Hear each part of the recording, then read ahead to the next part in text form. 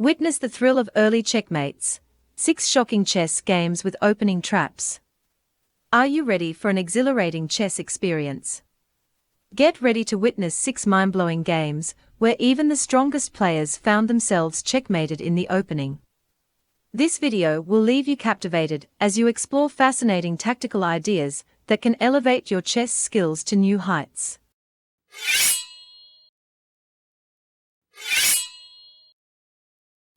Let's start with the first trap. The game begins with white playing e4, and black responds with e5. White proceeds to attack the e5 pawn, while black defends with knight c6. White plays c3, preparing for a future move of d4. Black counters with knight f6, and white follows up with d4, attacking the center. Although black could capture the d4 pawn, doing so might result in white playing e5 and driving the black knight away. To avoid this, black decides to capture the undefended e4 pawn instead. Hence, black plays knight e4. White responds with d5, further targeting the c6 knight. The knight retreats to e7, and white captures the e5 pawn with their knight. In response, black plays knight g6, aiming to clear the path obstructed by the knight, allowing the queens and bishops to move freely. White continues with bishop d3, attacking the e4 knight. At this point, it appears that white is willing to exchange knights. If black were to capture the knight, white would recapture, resulting in equal material. However, black has a different idea. Since the knight will be captured regardless, black plays an in-between move, knight f2, forking white's pieces. Surprisingly, instead of capturing the knight, white makes a daring move by playing bishop g6, leaving black bewildered by the queen sacrifice. Puzzled, black takes the queen with knight d1, considering it to be a blunder. However, capturing the queen proves to be a fatal mistake, as white now initiates a mating attack. The first move is bishop f7 check, forcing the king to move to e7, the only available square. White follows up with bishop g5 check, leaving the king with just one place to go, d6. White captures the king with their knight, knight c4 check. The king's only remaining square is c5. Instead of being greedy and capturing the black queen, white decides to deliver the final blow by playing knight b to a3.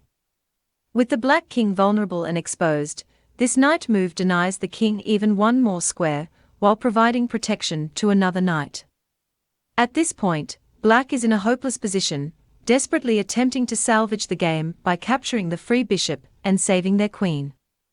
However, black's move queen g5 seals their fate as white delivers checkmate with b4.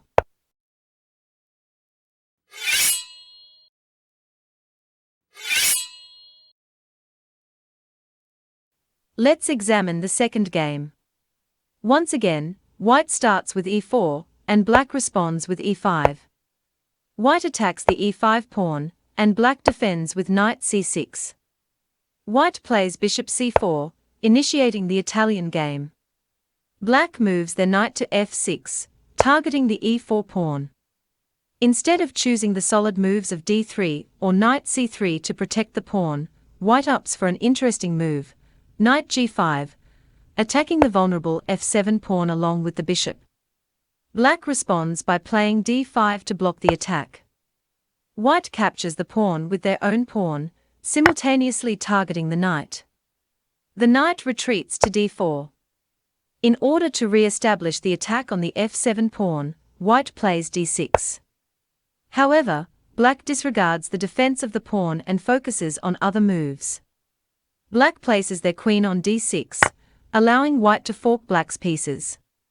White takes advantage of the opportunity and plays knight f7, causing havoc. Black moves their queen to c6, creating a fork on white's g2 pawn and bishop. While castling kingside would have been a wise move for white, they succumb to greed and capture the rook on h8 with their knight. Black captures the g2 pawn with an attack on the rook. The rook retreats to f1, and black's queen checks the white king from e4. Remarkably, the square is covered by both black's queen and knight, making it unfeasible for white's queen to block the check without losing material. Therefore, without hesitation, white plays bishop e2 to block the check. Unfortunately, this move turns out to be a dreadful blunder. Black swiftly concludes the game with knight f3, executing a splendid smothered checkmate. If you enjoyed this video, please like and subscribe to my channel.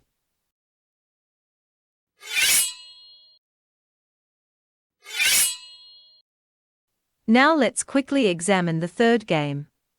White starts with e4, and black responds with e5. Knight f3 and knight c6 are played, following standard moves. White chooses knight c3, initiating the three knights opening. Black plays g6, preparing to fianchetto the dark-squared bishop on that diagonal. White proceeds to open up the center by playing d4. Black captures the pawn, and white's knight moves to d5. Black develops their bishop, and white attacks the queen by placing the dark-squared bishop on g5. Both of white's pieces control the crucial f6 square. Black decides to block the attack with knight g2 e7, but this move turns out to be disastrous. A better move would have been blocking the attack with the other knight, which would have maintained control over the f6 square. White takes advantage of the weakened square and initiates an attack with a sacrifice. First, white plays knight d4, where the only protector of the knight is the queen, while the knight itself is attacked by two of black's pieces. Black happily captures the knight with their bishop, and white boldly makes another sacrifice by playing queen d4. Black accepts the sacrifice, unaware that they are walking into a devastating defeat. White now attacks the king with knight f6, forcing the king to move to the only available square, f8. Finally, bishop s6 delivers the checkmate, ending the game for black.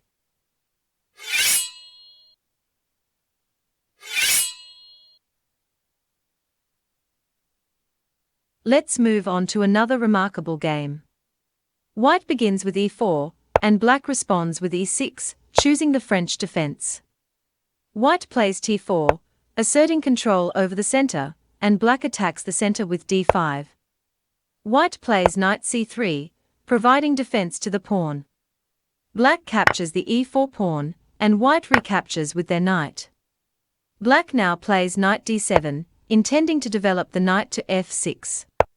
Black expects white to exchange pieces on the g6 square, but white surprises by playing knight f to g5, attacking the weak f7 pawn. Undeterred, black plays bishop e7, preparing to castle kingside. White shocks black by sacrificing their knight with knight into f7, as black's queen is trapped and under attack. Black is forced to capture the knight with their king, and white's other knight jumps to g5, putting pressure on the king and the weak pawn. If the king goes to a8, knight into e6 would win black's queen. If the king goes to f8, knight into e6 would also fork black's pieces, winning the queen again. The only logical move is for the king to go to g8. White happily captures the pawn, attacking black's queen, which moves to e8, the only logical square. Here, white becomes extremely greedy and plays knight into c7, aiming to fork black's pieces. However, this move turns out to be a horrible blunder. Black delivers a checkmate in the next move. Can you find it? Yes, you're right. Bishop b4 is checkmate. There's a double attack on the white king from both of black's pieces, and white cannot defend against this check. Bishop b4 leads to checkmate.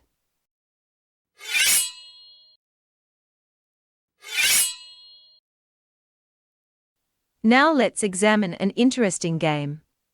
The game starts with e4, and black responds with c5, choosing the Sicilian defense. Knight f3 and knight c6 are played, and white decides to open up the center with d4. Black captures on d4, and white recaptures. Black plays knight f6, attacking the pawn on d4. White defends the pawn by moving the knight to c3. Black plays e5, attacking the knight, and white moves the knight to b5. Black plays t6, following standard opening moves. White plays knight d5, with both knights aiming at the weak c7 square and threatening to fork black's pieces. Black doesn't want to lose material, so they capture the knight on d5. White recaptures with the pawn, attacking the knight on e7. The knight moves to e7, putting pressure on the d5 pawn. White plays c4, further solidifying control over the center and providing additional protection to the white pieces. Black, feeling uncomfortable with the knight's placement, plays a6, which initially seems normal but immediately worsens black's position. White responds with queen a4, as capturing the knight would result in the white queen taking the free rook, putting black at a severe material disadvantage. Black counters with bishop d7, targeting the queen and pinning the knight with an attack from the pawn. Black thinks their position is strong, but they fail to realize that white can now checkmate immediately with knight into d6, executing a smothered mate.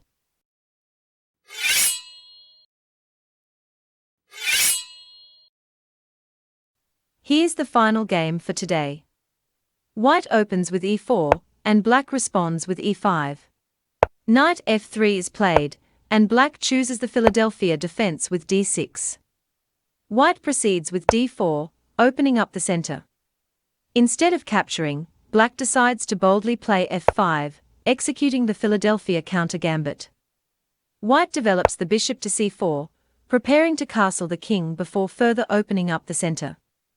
Undeterred, black opens the center with e takes d4, and white recaptures with y takes f5.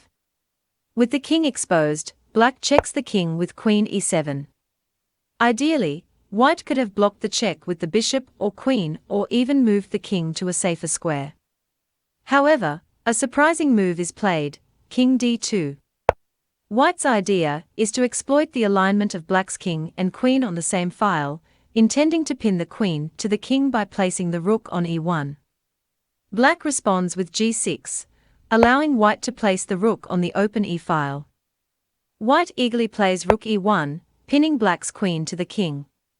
Unfortunately, this move turns out to be a blunder, as the exposed white king becomes susceptible to attack from black's pieces. Black initiates the attack with bishop e6, delivering a check. The king moves to d3, the only available square. Black continues the assault with bishop f5, delivering another check. If white attempts to block the check with rook e4, black can deliver checkmate with queen e4. Thus, the only option for white is to capture the pawn with king captures d4. Black checks again with bishop g7, strategically cutting off the white king's escaped squares. The only remaining square for the white king is d5.